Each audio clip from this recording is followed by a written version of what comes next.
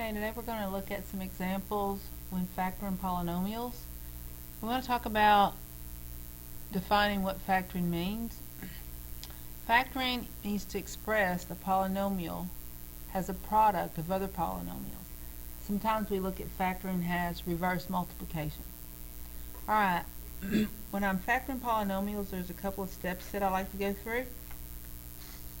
And step number one is to factor the greatest common factor. I always look for the greatest common factor first. And then step number two, I want to determine the number of terms in the polynomial, because the number of terms is going to dictate which method I use to factor the polynomial.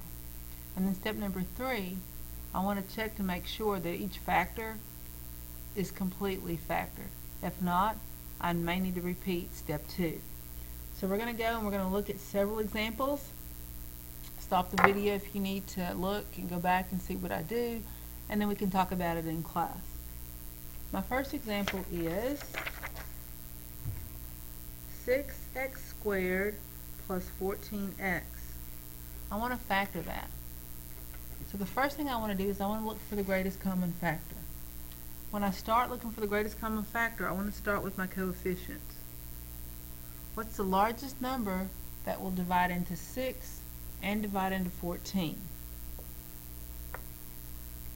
Well, the largest factor is 2. So I know that my greatest common factor has a 2 in it. Then I want to look at my variable. I know that 6x squared contains 2 x's and 14x only contains 1x, so the largest variable that I have is an x. So my GCF is 2x. Well, now I want to divide all terms in that polynomial by my greatest common factor. So I'm going to divide 6x squared by 2x, and I'm going to divide 14x by 2x. When I do that, 6x squared divided by 2x squared gives me 3x. I'm going to keep the sign, so I have plus, and then 14x divided by 2x is 7. So when I divide by the greatest common factor, I get 3x plus 7. Now, the question to ask yourself is, this is 2 terms. Is it completely factored? Well, when I look for 2 terms, my only choices are difference in squares, sum of cubes, and the difference of cubes. 3 is not a perfect square, nor is it a perfect cube. It must be completely factored. This is my final answer. Couple of things to notice. My greatest common factor becomes the factor, and if I start it with the binomial, when I finish, I should also have a binomial as a product. Let's look at another example. 4a squared b plus 6ab squared minus 10ab. Again, we're looking for the greatest common factor. We're going to start with our coefficients. I have 4, 6, and 10. The largest factor they have in common, again, is a 2. And then I want to check the variables. All 3 terms contain an a, but they all contain at least one a. I notice that all the terms contain a b. So my greatest common factor is 2ab. Now I'm going to divide each term in that polynomial by 2ab.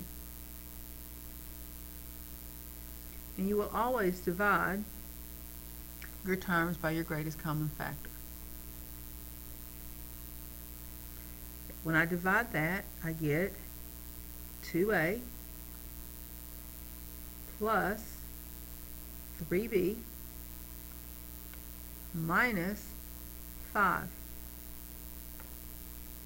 I divided by 2ab, so that becomes a factor in my answer. It's like I undistributed. So if you wanted to check it, I could redistribute. And if I redistribute, I should get what I started with.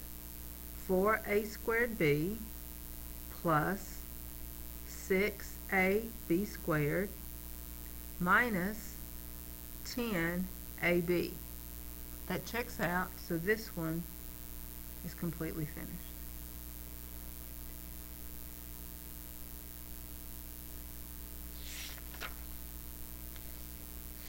Alright, my next example is 9x squared minus 64y squared. Again, I'm going to look for my greatest common factor first. Greatest common factor is, wow, they don't have anything common other than 1. So my greatest common factor is 1. Well, if I divide by that, it doesn't change anything. So I've done step 1. Now I'm going to go to step 2. How many terms do I have? I have 2 terms. So now I have to decide, is this a perfect square or is it a perfect cube? Well, I'm going to look at my exponent on that variable. That's a 2. So if I can factor it, it's going to be the difference of squares. Difference because this is subtraction, this is a perfect square, this is a perfect square. Now, on the difference of squares and the sum of cubes and the difference of cubes, you want to look for a pattern. It says that if I take a squared minus b squared, it's going to factor into 2 binomials.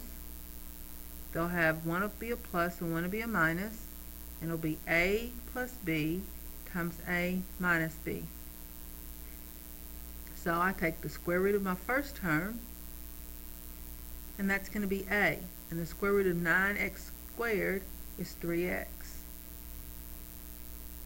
The square root of 64y squared is my b, and that's going to be 8y. Square root of 64 is 8. The square root of y squared is y. And the cool thing about this is when I factor that, I just replace a with 3x and b with 8y. So my answer is going to be 2 binomials. A is 3x, so where I have an a, I'm going to put a 3x. And where I have a b, I'm going to put an 8y. And then step number 3, I want to see if I can factor those again, and I cannot. That's my final answer.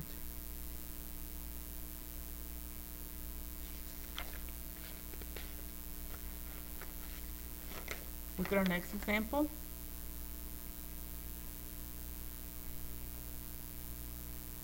I have 20x squared minus 45.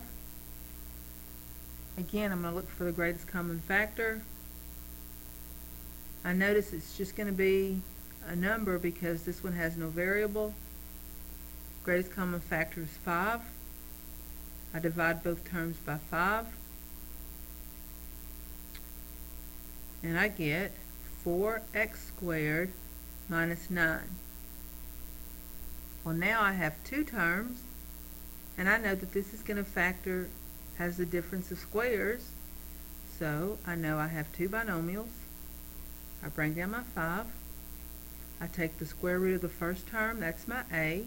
It's going to be 2x. I take the square root of the last term, that's my b. It's going to be 3. And in the pattern, everywhere I have an a, I'm going to put 2x, and everywhere I have a b, I'm going to put 3. So I have 2x minus 3 and 2x plus 3. And the question is, can I factor those again? The answer is no. That's my final answer.